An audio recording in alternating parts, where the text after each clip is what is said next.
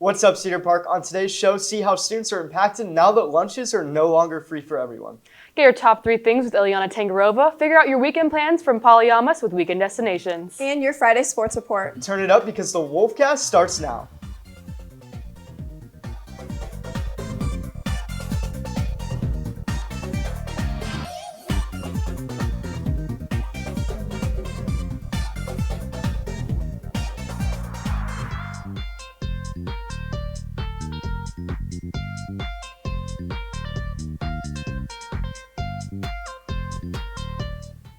Welcome back to the Wolfcast. I'm Jack Polishuk, and I'm joined this morning by Reagan Hill and Katie Whitmarsh. In March of 2020, a universal free lunch program was passed, allowing public school students, regardless of income, to get free lunches across the nation. Since this program ended before the school year, how have these changes affected students when they are getting lunch from the cafeteria this year?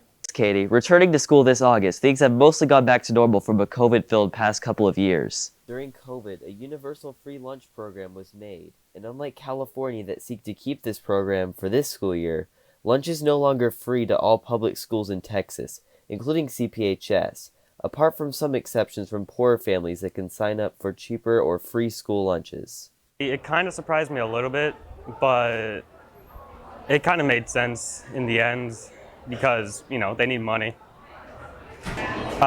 In comparison to this year, it was easier to get lunch because you could just walk in and, pretty easily. And you don't have to put your number in all the time, which causes some, have to retake in case of technological error or user error. Maybe have more lines due to those lines get clogged up very, very often, and they can get a backlog of up to the tables and even farther. Yeah, it's plenty of time. It takes like 5-10 minutes to eat your food and an extra 15 minutes to socialize. So yeah, I think it's fine. Not keeping school lunches free can not only be a burden to parents, but to students who have to wait in longer and slower lines because of having to process payment for each student. Some students can wait in lines as long as 8 to 10 minutes to get their lunch. Yeah, it's definitely a longer wait this year compared to last year in terms of waiting in line for lunch. I would say 7 or 8 minutes longer compared to last year, because there wasn't really even lines last year. It was way easier. There weren't even really lines. You just gotta show the lunch ladies that you have your lunch, and you can go sit. Way more time to even eat lunch, really. Yeah. In terms of being able to eat, we have such a short time window to eat lunch anyway. It'd be just more convenient if we just did what we did last year. Although lunches are no longer being served for free, most students at CPHS have already adjusted to the changes, and things are mostly back to how things were before COVID. For more info on lunch cost and eligibility to apply for low-cost lunches, visit leanderisd.org/child nutrition services. Thanks, Ryan. Next is Ileana Tangarova with the top 3 things you need to know for today. But first, these announcements.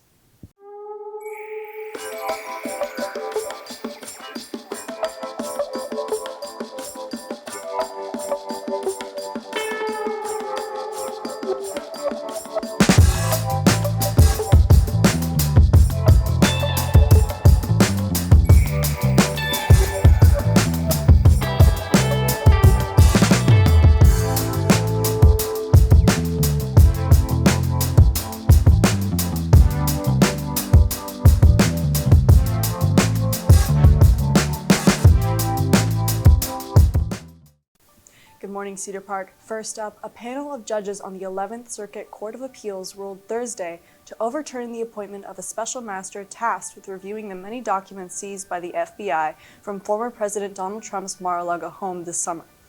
This ruling goes into effect in 7 days.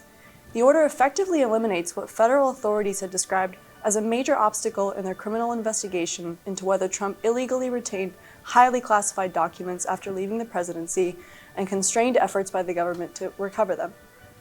Next, some exciting and explosive news. 2 volcanoes have erupted simultaneously in Hawaii. Hawaii's Mauna Loa, the world's largest active volcano, erupted for the first time in decades on Sunday. Nearby, Kilauea is also erupting. This is significant because dual eruption hasn't happened in Hawaii since 1984.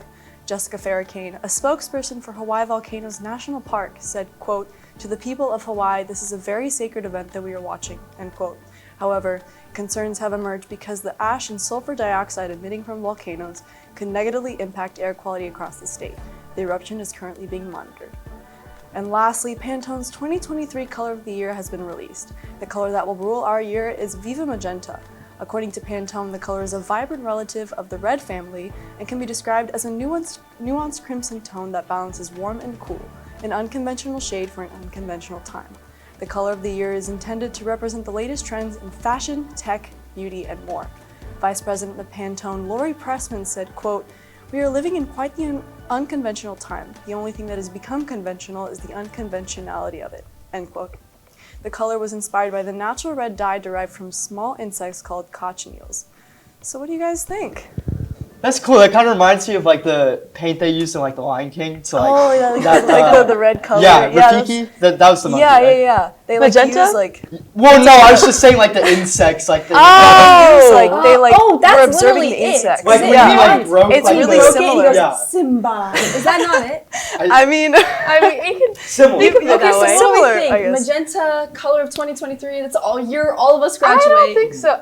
Like, who honestly decides this? Like, magenta's gonna be the color of 2020. I guess they I like like observe that it. They observe it through like fashion trends and Yes, everything. And I recently, like that they magenta, do that. like True. there was like a Versace show that only used magenta Oh, yeah, for yeah, like yeah, yeah. That's true. their runway show, and it was like, oh, that's a shocking color. Wait, is magenta like purple? I forget. It's Yeah. it's like a Okay. purple, red, Red, pink. purple. It's like a I like yeah. it. It's a good color. It's definitely a cool color. I think it'll be interesting. Yeah, absolutely. Thanks, Ileana. Now over to Katie and Reese with your Friday Sports Report right after this break.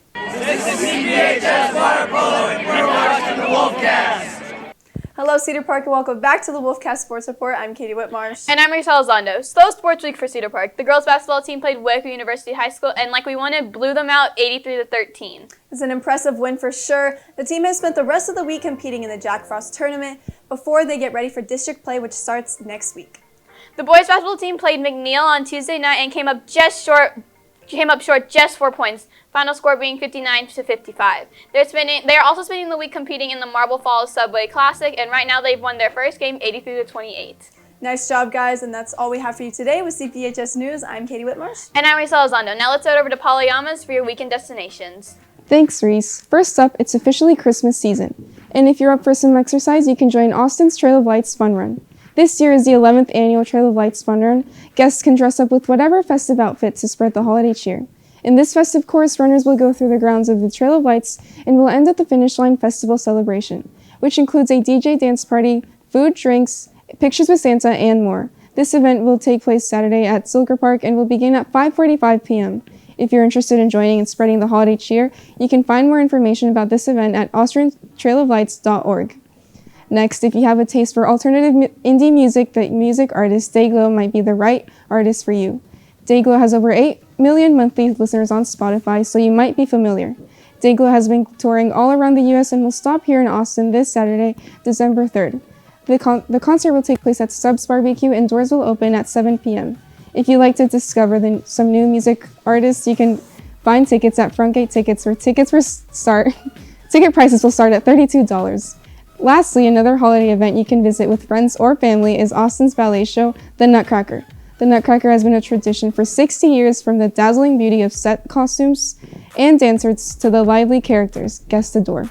Ballet Austin's production of The Nutcracker has become Austin's favorite holiday tradition, and the show will begin December 3rd and will last all the way to December 23rd. Showtimes will begin at 2 p.m. and tickets will be starting at $28. You can purchase tickets at myballetaustin.org. And those are your weekend destinations, Cedar Park. I hope everyone has a jolly Friday and a merry weekend. With CPHS News, I'm Paula Llamas. Back to you guys. So what are you guys up to this Those weekend? were some good weekend destinations. I'm actually going to go see the Nutcracker with my dad. So Really? Are you actually?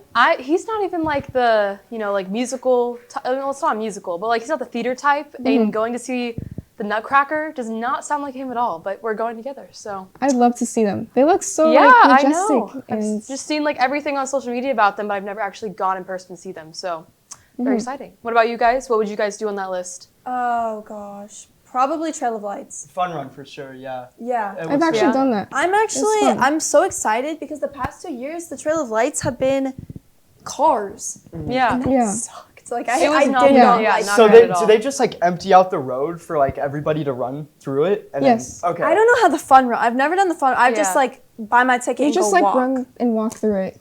I just couldn't imagine like going to like running for like hours and then going to like a DJ like set You don't have to after like run, but having yeah. to dance. Like that'd be a workout. Yeah.